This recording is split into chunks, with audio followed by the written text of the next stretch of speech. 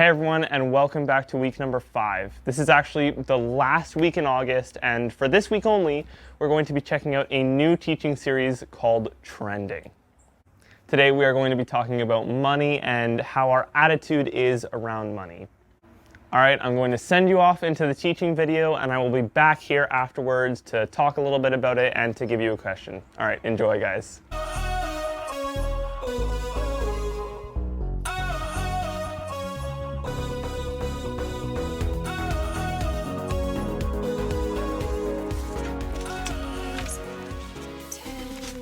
What's up, friends? My name is Jessica, and today I've got some thoughts about money. Have you ever thought about what you would do with $1 million? Better yet, have you ever asked someone what they would do with $1 million? $1 million.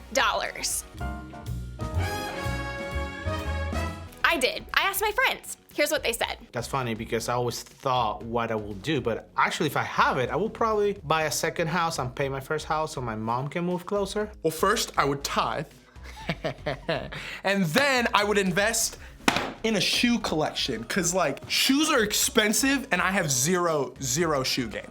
Zero shoe game. I would just use the $1 million to fly to wherever Taylor Swift is and use it to bribe her to be my friend. I think I would buy an island and move all of my friends and family to that island, grow our own food, everybody quit their jobs. I've always wondered what it would be like if there was a giant kid-sized pool full of pasta. So if I could pay someone, I don't know how much it would cost, and so that's why I feel like $1 million would do it. I think I will buy a house. Like that's for real. I will buy a house maybe by the beach, you know, like the $1 million houses by the beach. That's what I would do.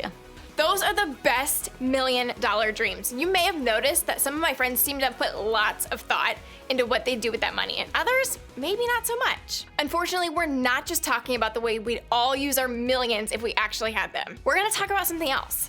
Something that's pretty important when it comes to money. Now, maybe you're thinking, what? I can't make any money yet. And if I don't make money yet, why are we even talking about this? I am so glad that you're thinking that, because when it comes to money, you may not have a lot of control over it, but you're certainly aware of how it affects your life. Maybe you feel the struggle around money in your home because your family can't afford the things you need to get by. Maybe you've never really talked about money with anyone before, so you're not even sure this is a safe topic to talk about. Maybe you see your favorite athletes or influencers or YouTubers making so much money and you want to be like them someday. Maybe you just really wish you had more of it. I think most of us can relate to that. I know I can. The point is this: money is a real part of our real lives. It has an impact on so much of the way we live. And because of that, it's an important thing to talk about and hopefully get a better understanding of together. I think for a lot of us, money isn't something we talk about every day. Maybe you don't talk about it with your friends, and maybe it never comes up at the dinner table with your family. But whether you realize it or not, it's definitely something you think about.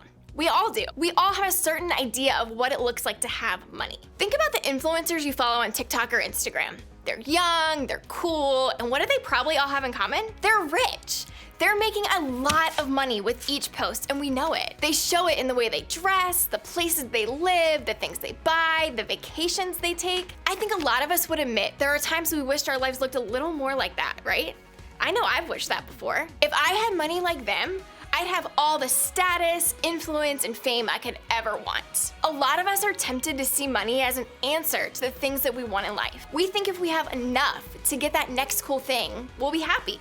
But the thing I'm learning is that there's always going to be a next thing. That cycle doesn't end. The more we get, the more we want. Looking at money that way creates an appetite or a desire for more. And the reality is we're never going to be satisfied with what we get because the appetite for more never goes away. And ultimately, that leads to a lot of disappointment and frustration. Maybe you think about money in a different way. You feel trapped when it comes to money because you don't have a lot of control over it. You don't work, so you can't make your own money. And you can't control how your parents spend it or even what they make. You can't make decisions about how the money is spent in your life. You think if you had more money, you'd have more freedom too.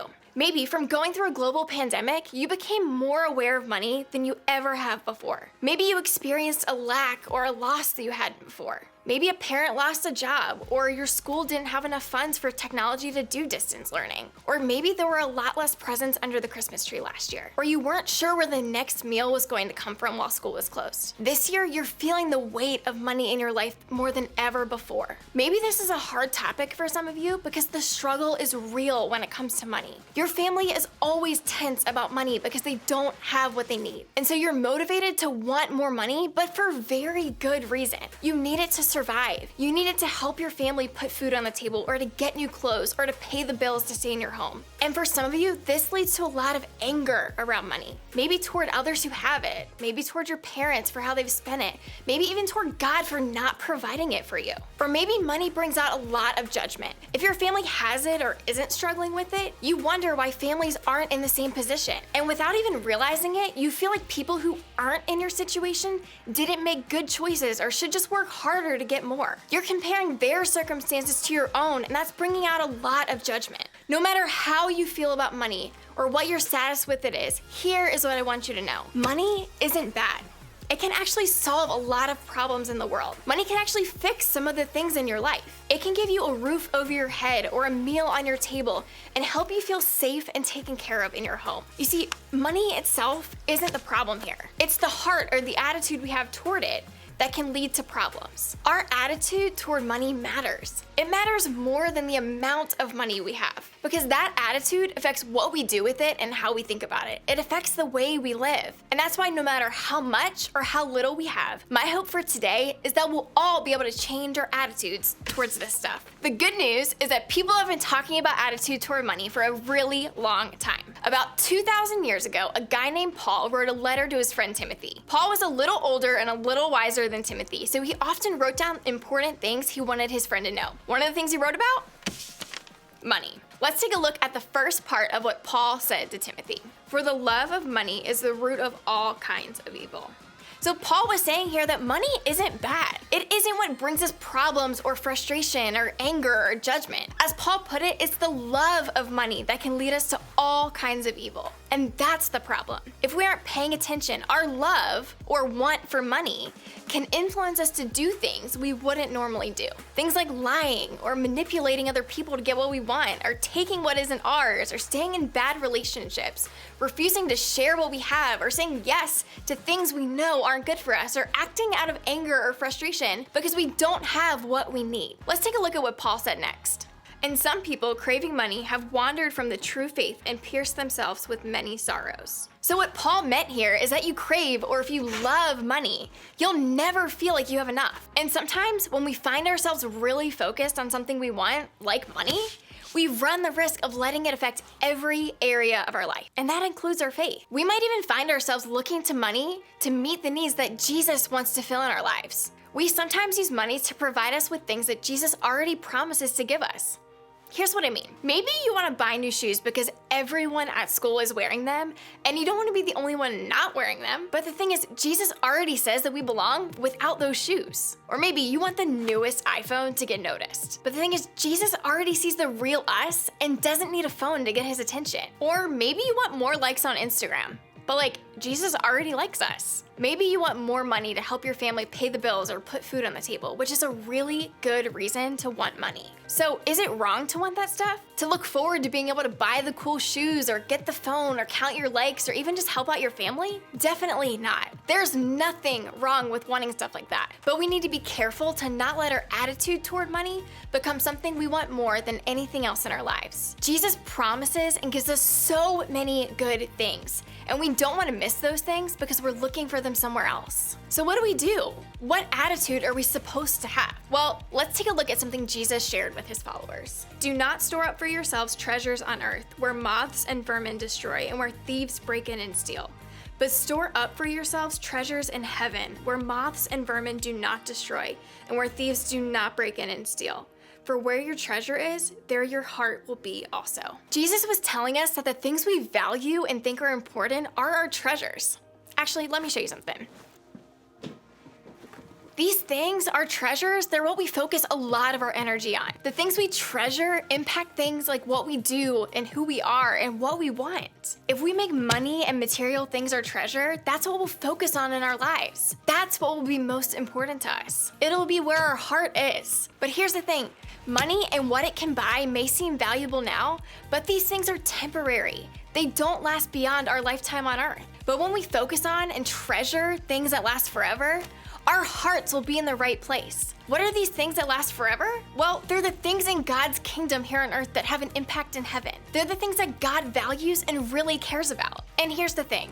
Sometimes money is needed to invest our hearts into things God cares about. Things like using our money to help people in need or buying a Bible so we can get to know God better. But other times, they're not material things. They're not always things that money can buy. There are things like having a relationship with God or showing love to the people around us, being kind and compassionate to others, respecting those who are different than us, being generous with what we have, or meeting the needs of other people, having faith that God will take care of us, or using our words to build others up, or trying to live as God tells us to live. And all of these things, these are the things that we should treasure. These are the things that we should focus our hearts and our minds on. In fact, God calls us to invest all of our lives and resources, including our money, on these things. Because the truth is, those are the things that will last. Money is something that matters while we're here on earth, but there are other things that matter even more. Things that God wants us to love and care about. You see, money matters, but your attitude around it matters more. So how can we be sure that we have the right attitude when it comes to money? Well, we can start by asking ourselves two things. The first is ask yourself this question: how do you feel about money? Do your feelings about money affect the way you act or talk or live? Do you feel angry or embarrassed when the topic of money comes up? Do you obsess over all the things that you could potentially buy with the money you do have? Do you spend a lot of time thinking about money? Do you compare yourself to others when it comes to what you have or don't have? Do you find yourself doing things that you wouldn't normally do in order to get money? By figuring out what you feel when money comes up, you'll be able to see how money might be affecting the way you act and talk and live. Then ask yourself this question: what change do you need to make in your attitude toward money? Maybe it's shifting the way you use it if you have it. Maybe it's addressing some of the anger you feel around it. Maybe it's asking for help when you need it. Maybe it's changing the way you see people who have more or less of it than you do. Now, I know that for some of you, your feelings toward money revolve around the fact that you need it to simply survive.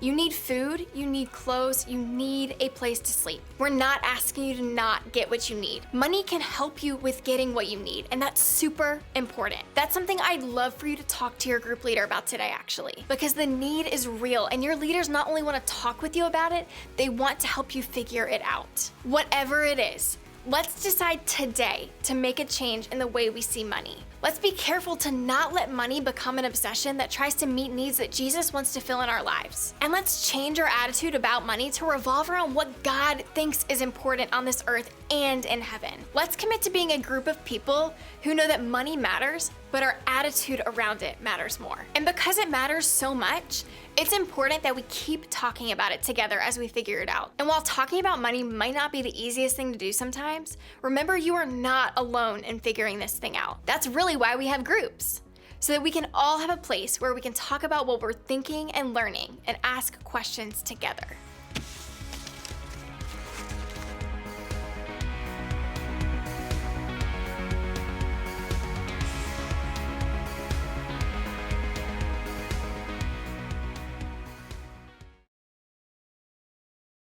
Well, welcome back, guys. I hope you really enjoyed the video.